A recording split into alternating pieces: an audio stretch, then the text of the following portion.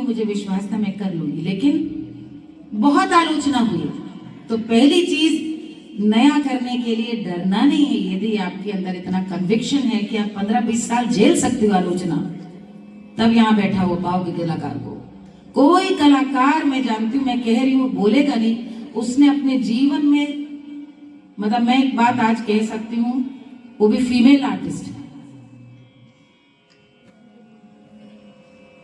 जिसने जलालत नहीं सही, जिसने बेइज्जती नहीं सही है, जिसने होटिंग नहीं देखी है, वो कलाकार बन नहीं सकता, वो बनेगा ही नहीं। आप टीचर बन सकते हैं, नौकरी कर सकते हैं, परफॉर्मिंग आर्ट के लिए जलालत नहीं सही, दिनों दिन घंटों घंटों प्रतीक्षा नहीं की, अपमान नहीं सहा, जलील नहीं हुई, और आप फूट नहीं हुए, तो माफ कीजिएगा, आप कुछ भी बन सकते हैं। आप परफॉर्मिंग आर्टिस्ट और किला फतह करने वाला आर्टिस्ट तो बन ही नहीं सकते, बिल्कुल नहीं बन सकते। तो उस जलालत के लिए तैयार रहिए। मेरे साथ हुआ है कि मेरे बाद किसी कलाकार का प्रोग्राम है, लोग उसको सुनना चाहते हैं, लोग उस कलाकार का नाम ले रहे हैं। हमें सोचना उस समय हम क्या करेंगे, शालीनता से निकल जाएंगे कि हाँ भाई बहुत बड़े कलाकार आना, आप उनको सुनिए। सारे बनारस के पुराने कलाकार, गुरुजी गणेश प्रसाद जी की बात मुझे याद आती है। वो हमेशा कहते चाय मलाई डाल के पियो, तो हमसे कहते थे खाओगी नहीं तो गाओगी कैसे, तो हम लोग हंसते थे इस बात को। सारे पुराने कलाकार पहलवान थे, मालूम है कि नहीं मालूम है? मंच, परफॉर्मिंग आर्ट्स अखाड़ा है, वो ऐसा अखाड़ा है जहां पर आपको सुरीले, सहज, सहृदय, सरस 25% जनता है। 75 उद्यमी लोग बैठे हैं जो आ गए क्योंकि उन्हें देखना मालनी बस्ती को, बस सुनना नहीं है।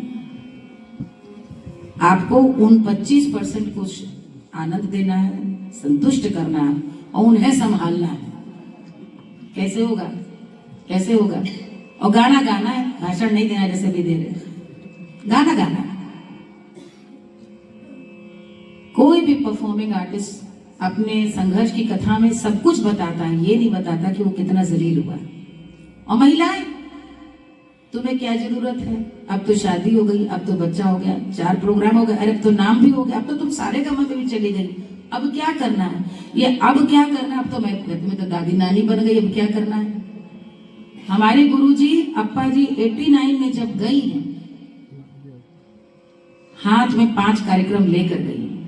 5 कार्यक्रम हाथ में थे, 90 बरस की थी। जीवन हो कलाकार का तो ऐसा हो, और अंत समय तक मारू बिहार की बंदिश अपने कलाकारों, अपनी शिष्याओं को सिखा करके आईटीसी में खुद जूड़ा बना करके अस्पताल की भी गाड़ी में बैठ कर रही।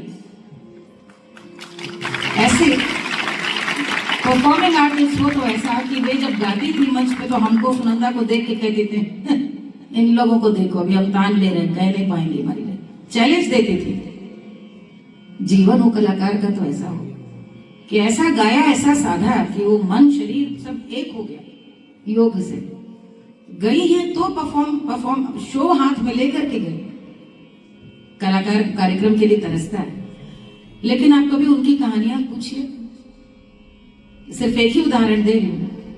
अप्पा जी का जब बाईपास हुआ तो हम अप्पा जी के पास कलकत्ता में उनके पास बैठते थे, लेटते थे, तो वो सिर्फ अपनी पुरानी रिकॉर्डिंग सुनती थी क्योंकि उनकी बाईपास सर्जरी हुई थी।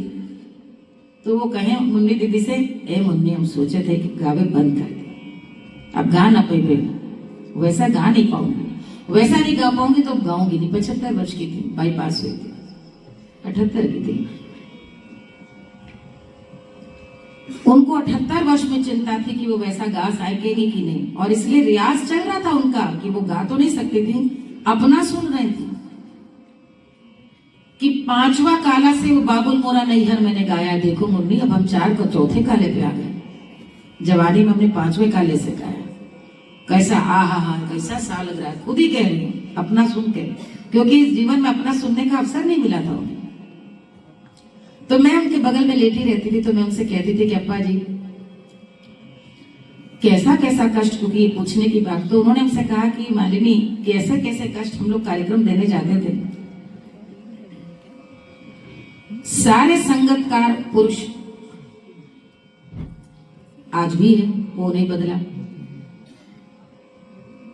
40 का जमाना, 48 का जमाना, सन 55 का जमाना, छपरा में, आरा में कार्यक्रम है।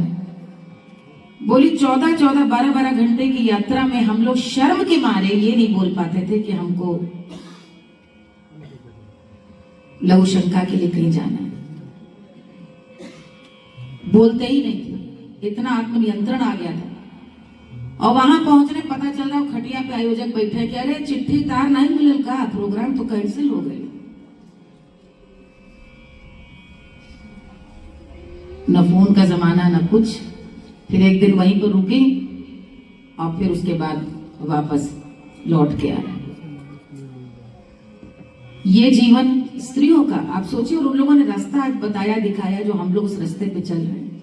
तो कोई भी कहीं कलाकार, अगल बगल वाले फब्ती कसते हैं, परिवार वाले रोकते हैं, कितने कितने, जब चीजें अच्छी हो जाती है तो सब कुछ अच्छा हो जाता है, लेकिन संघर्ष बहुत रहता है। आपको कार्यक्रम में आलोचना सुननी पड़ेगी। सबसे खराब, सबसे बड़ी बात जो महंत जी कह रहे थे, खराब गाने के लिए आलोचना सुननी पड़ेगी, उसको आलोचना की तरह लें और उसको आत्मशुद्धि के लिए उसको प्रयोग करें। मुझे याद है हमारे गुरु हमसे कहते थे कि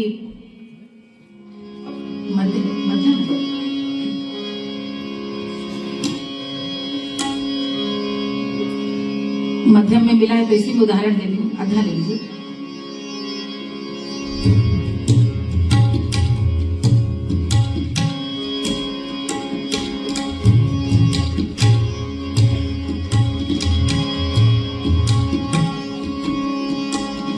श्याम मोरी नैया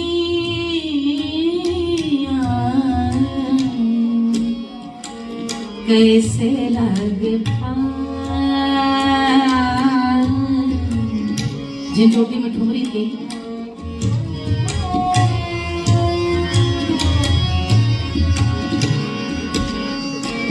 कैसे लगे पार, श्याम श्याम मोरी नैया नैया कैसे कैसे कैसे कैसे लगे पार, श्याम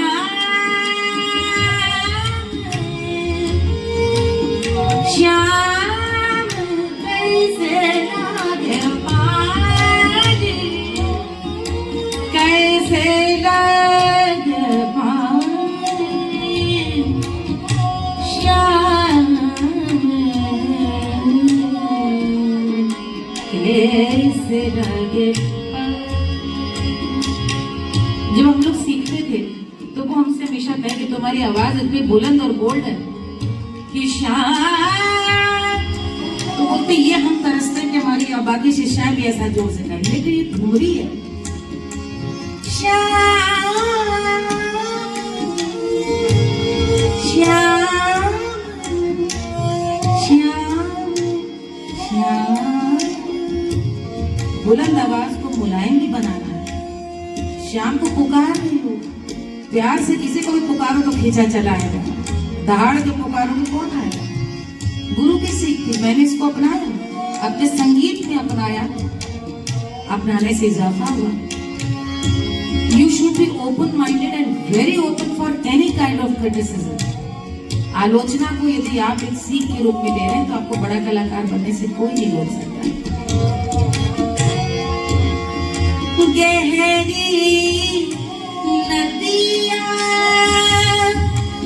नाव पुरानी अरियान पड़ी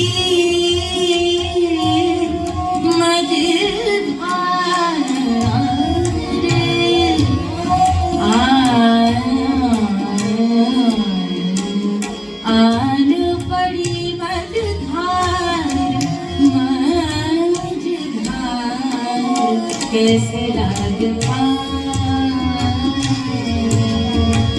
कैसे लगे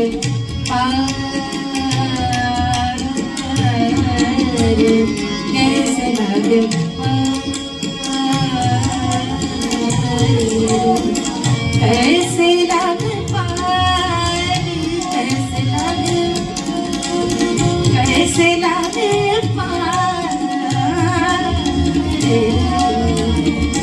कैसे लगे पार, कैसे लगे पार, पार शाम नैया कैसे लगे पार, पार पार कैसे लगे पार,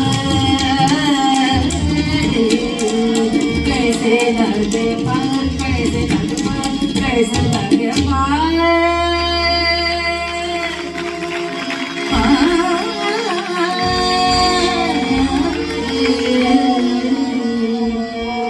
कैसे लगे।